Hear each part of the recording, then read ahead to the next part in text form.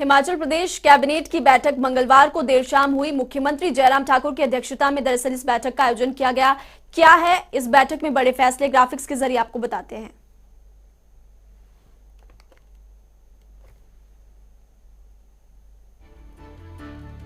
तो 10वीं से लेकर 12वीं कक्षाओं के लिए अब 22 अगस्त तक स्कूल बंद करने का फैसला कैबिनेट की बैठक में लिया गया और 5वीं से लेकर 8वीं तक के बच्चे भी अब स्कूल नहीं आ सकेंगे। 72 घंटे की RT-PCR कोरोना नेगेटिव रिपोर्ट लानी अनिवार्य होगी।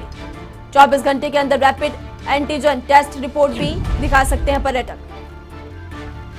कोरोना वैक्सीन की दोनों डोज लगवाने का प्रमाण पत्र भी जरूरी है। बसें भी अब 50% कैपेसिटी के साथ, सिटिंग कैपेसिटी के साथ चलेगी। HRTC बसों में टिकट तभी दिया जाएगा जब यात्री अपनी कोरोना रिपोर्ट दिखाएंगे। कैबिनेट के फैसले 13 अगस्त से लागू किए जाएंगे। शिक्षकों का स्कूलों में आना अनिवार्य होगा क्योंकि टीचर्स ऑनलाइन क्लासेस लेंगे। कॉलेजों में नया शैक्षणिक सत्र कब शुरू होगा, इसके बारे में फिलहाल चर्चा नहीं हो पाई है। ITI कोचिंग सेंटरों को लेकर भी बैठक में कोई बातचीत नहीं हुई। इसके अलावा बेटी है अनमोल योजना के तहत गरीब लड़कियों के खातों में अब 21,000 रुपए ट्रांसफर किए जाएंगे।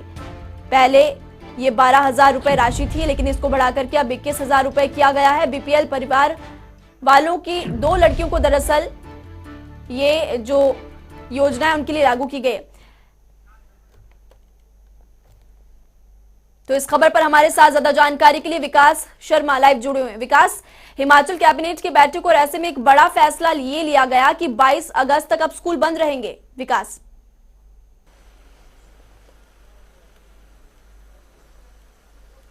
बिल्कुल। और देखिए, हम ये पहले भी हम कह रहे थे कि बंदिशें लागू की जाएंगी और इसको थोड़ा और कंट्रोल करने के लिए, क्योंकि देखिए जिस तरह से ये देखा गया कि कोरोना के मामले जो हैं लगातार बढ़ रहे हैं। आज 2200 के पार जो है ये आंकड़ा पहुंच गया है और ऐसे में लगातार जो मंत्रिमंडल है उसकी भी नजर बनी हुई थी। और ऐसे में जब मंत्रिमंडल की बैठक हुई तो मुख्यमंत्री ने साफ तौर पर जब समीक्षा इस बाबत की गई तो ये पाया गया कि अब स्कूलों में सबसे ज्यादा संक्रमण जो है वो फैलने का खतरा बना हुआ है और ऐसे में फैल भी रहा है।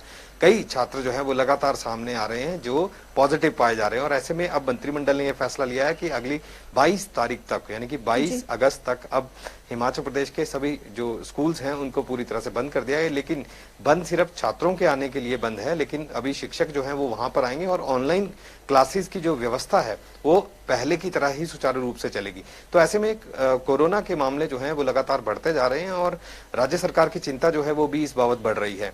लेकिन इन सब के साथ साथ अब शिक्षण संस्थान, क्योंकि देखिए पॉलिटिकल जो ये चीजें रहती हैं, दरअसल ये देखा गया पिछले कुछ दिनों में कि राजनीति जो है वो लगातार इस बाबत हो रही थी और विपक्ष जो है वो लगातार दबाव बना रहा था।